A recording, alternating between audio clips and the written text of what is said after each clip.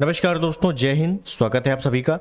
और UP PCS RO का जिसका वेट हो रहा था, तो वो एग्ज़ाम डेट आ चुकी है ऑफिशियली। और छात्रों को इसमें बना दिया गया है मूर्ख, सही बताएं तो। ठीक है, सबसे बड़ा धोखा हुआ है छात्रों के साथ इसमें। अब वो हुआ क्या है वो बात करेंगे। तो आप लोगों ने ये ऑफिशियल नोटिस देख ली होगी, ठीक है ना। अभी तक कई बार वायरल हो चुकी है, सभी टेलीग्राम पे पढ़ चुकी है। नहीं देखी है तो ये मैं बता दूं कि आरओ और यूपीपीसीएस की जो डेट है, एग्जाम डेट है, उसको लेकर ये नोटिस है, ठीक है ना।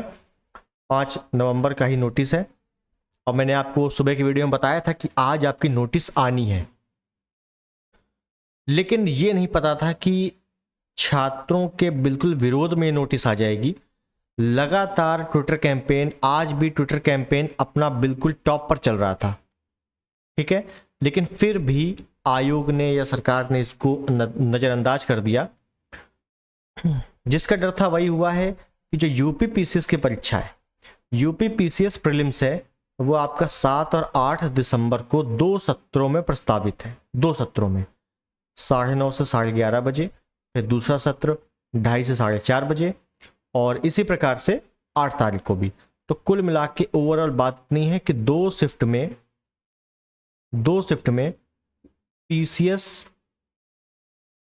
3 की परीक्षा आयोजित है।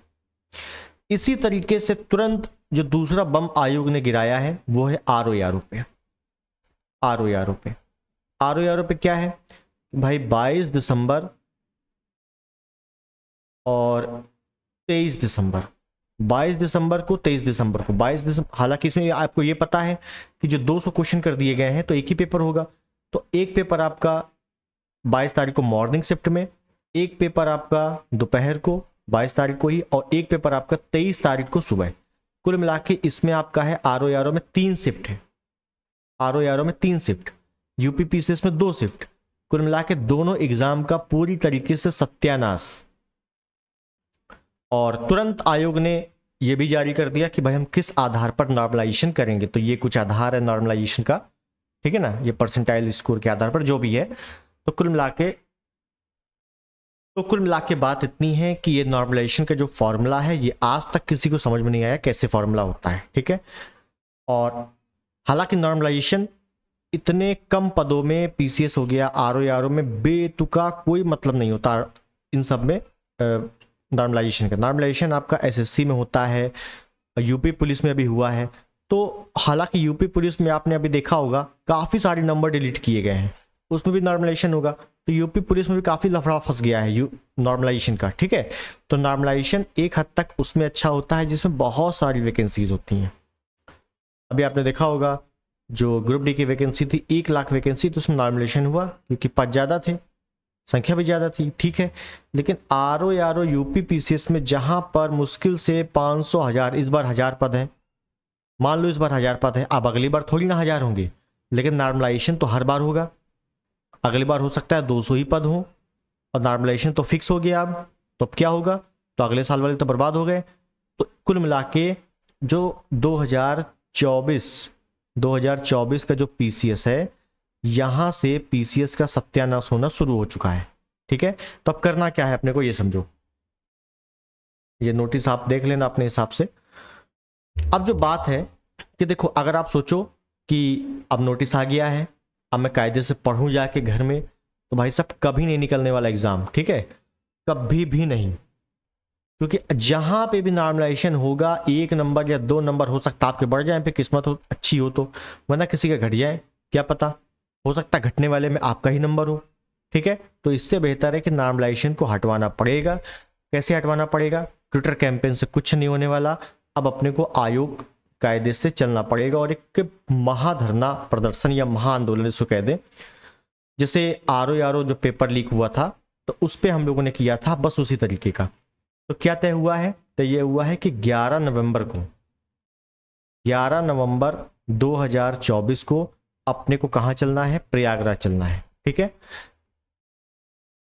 सभी लोग अपने अपने टेलीग्राम ग्रुप में डाल देंगे तो आपको और पता चल जाएगा, ठीक है ना। तो 11 नवंबर को ये डेट फिक्स है, महाआंदोलन होना है।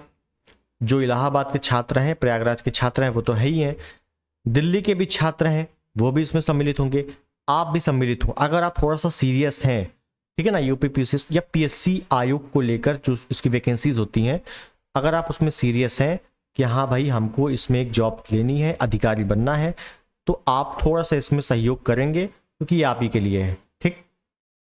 और अगर आप सोच रहे हो कि नहीं मैं सभी चले जाएंगे, मैं अकेले पढ़ के पास हो जाऊंगा, तो भाई साहब कुछ नहीं होने वाला। नॉर्मलाइजेशन फिर आपको कुछ नहीं पता है, फिर आप पोगो देखो जाके, ठीक है। तो मेरी बात समझ गए होंगे आप लोग। तो 11 नवंबर को ये तय हुआ है कि प्रयागराज चलना है, तो अगर आप समर्थ हैं तो आइएगा।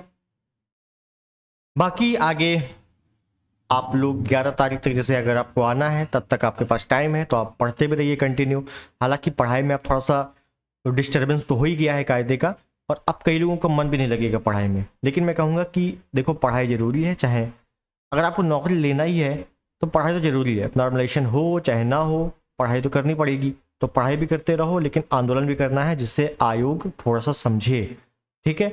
और अभी चुनाव भी हैं तो ये बात थोड़ा सा ऊपर तक पहुँचेगी भी, तो जो भी होगा पॉजिटिव होगा, ठीक है। लेकिन 11 तारीख को थोड़ा सा याद रहना है आपको, 11 तारीख को आना है। तब तक आप पढ़ते रहिए, अब मिलते हैं अगले वीडियो में। तब तक के लिए नमस्कार, जय हिंद, वंदे मातरम। आपकी क्लासेस जैसे शुरू थी वैसे ही शुरू रहेंगी। कल से नए वीडियोस आएंगे जो भी अपने इंपॉर्टेंट टॉपिक्स हैं, क्योंकि महीने भर जैसे बचा है, अगर आयोग मानता भी है तो ठीक है, नहीं मानता है तो पेपर तो देना ही है। महीने भर लगभग पीसीएस से बचा है, 1.5 महीने लगभग आर में बचा है, तो जो इंपॉर्टेंट वीडियो होंगे वही आएंगे, ठीक है ना, फालतू के वीडियो नहीं आएंगे कुछ। मिलते हैं अगले वीडियो में, तब तक के लिए नमस्कार, जय हिंद, वंदे मातरम।